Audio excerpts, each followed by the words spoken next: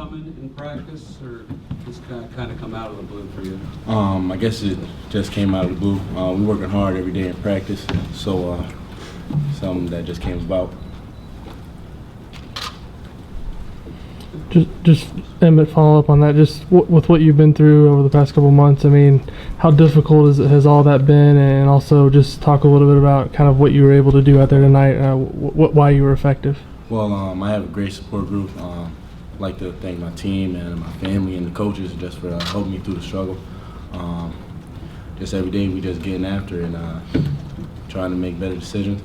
I've learned that I have to stop and think, and I have to make my own decisions, and just taking it day by day. As far as tonight, though, what were you able to do out there? As far 15 points, a team high. Well, tonight my team did a great job finding me in the alley, driving the lanes like Rob, Yogi, Stan. They were doing a great job driving over the top, made the guy help, and I was there open and dropped the ball right off. Emmitt, how much progress have you made toward finally forgiving yourself for what happened that night? From then and now, I think we made tremendous progress. Like I said before, I had a great support system. These guys, my teammates, they just helped me along the way. I couldn't be more thankful. Have you forgiven yourself yet? Yes. Yeah. Rick? Yeah, I mean, until August, you weren't even on the radar for IU. Do you know yet how they even found out about you? Well, the coaching staff told me that they watched me during the EYBL session, and they liked what they saw, and they came and got me. Zach? I guess just to expound upon that, what was this summer like for you, just mentally, emotionally? At what point had you decided to go to prep school, and I guess at what point did you suddenly realize that you might be able to go ahead to college this year? Well, in the beginning of the summer, my plan was to just go to Vermont Academy. That was my first choice.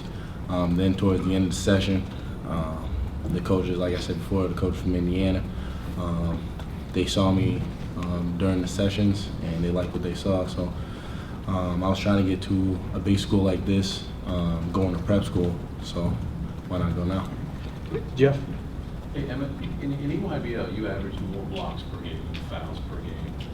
That kind of carried over tonight. Why are you so efficient? Why is that like that? I feel like it's all about the timing when it's talking about block shots. But the coaching staff taught us like just wall up when the defense is trying to make contact, get in the lane, and that's what we did. Okay. Questions for Rob or Nick? Go ahead. Nick, just can you talk a little bit about what you saw at Emmett tonight, and also just kind of how you've kind of seen him progress in the short time you've known him? Well, every day in practice, he's going hard with the bigs, whether it's Hunter or sometimes even Troy. They're all getting each other better, and tonight was just an example of the hard work that they've put in during practice and then in their own workouts. Zach? Nick, there was, I guess they brought a zone early in the second half and Coach Stuckey in the middle of it. Is that something you guys have been working on? It seemed to just kind of break it up pretty quickly, break up hits 2-3 pretty quickly, putting you right there in the middle. Is that something you guys have been working on? How long has that kind of been the plan to attack a 2-3 when you're on the floor? Well, we definitely try to get the ball in the middle of a 2-3 whenever we see it. We find Hunter in the alley, whether it was Colin flashing in there or me or Yogi tonight. Pretty much whenever we got the ball in the middle successfully, we found something good out of it. So it's a big emphasis of ours, and we did that tonight. Robert, what was the difference defensively for the team tonight? Just seems that the effort was at a higher level. Oh yeah, I think that's what it all started with. We picked up the intensity, and that's one thing we talked about coming out early, setting the tone as far as the defensive intensity. And with the type of scout that Coach McClain did, he did a great job telling us what to take away and the keys, defensively to the game. So we just followed that, and executed, and came out good. Do you feel you guys just did a better job basically following the scouting report?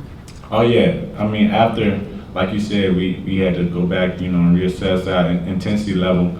After we raised that, I think, the scouting report and following that was, the second key, and that was important, and we followed that out. Pete? Yeah, Robert, kind of following up on that, sometimes you really learn the most from adversity, from maybe struggling a little bit. Is that part of what happened tonight, the as poorly as sometimes you guys played last week, was that a motivation, was that inspiration for what you did tonight? Oh yeah, most definitely. Just because when you presented with adversity, you always got two options. Either get better or get worse, and that's something we always talk about. And we decided as a team that we wanted to get better. So that's what we came out tonight and tried to do. John? Rob, with Yogi in foul trouble, did you have it in your head to take over the point guard role or kind of the offensive? Did you have a game high 9 assists? Yeah, that wasn't in my head, but just with our team, all our guys pretty much interchangeable. So when things like that happen, Coach Crean moves me over to the point, and I'm pretty much comfortable running the team and getting us into our offense and things like that. So I think it all worked out. Jeff? Hey, Rob, a lot of people wonder, how can a smaller Indiana team, how will it fare against bigger teams? You faced a bigger team tonight. What kind of statement do you think you guys made early on? One thing we always talk about, is just defensive rebound. That's going to be, one of the keys for us throughout the season. Like you said, because we are a smaller team. So, we know if we do that, then as far as offense, we pretty much, wouldn't have a problem as far as our shooters and spacing. As long as we following the things and concepts Coach Crean always preaches to us. So I just think when you're a smaller team, that intensity and edge you bring defensively is, what makes the difference. Emmitt, what are some of the ways that Devin and Devin's parents have helped support you and gotten you through this whole thing? Well, the first thing they did was forgave me. That was the biggest thing for me because I hurt their child.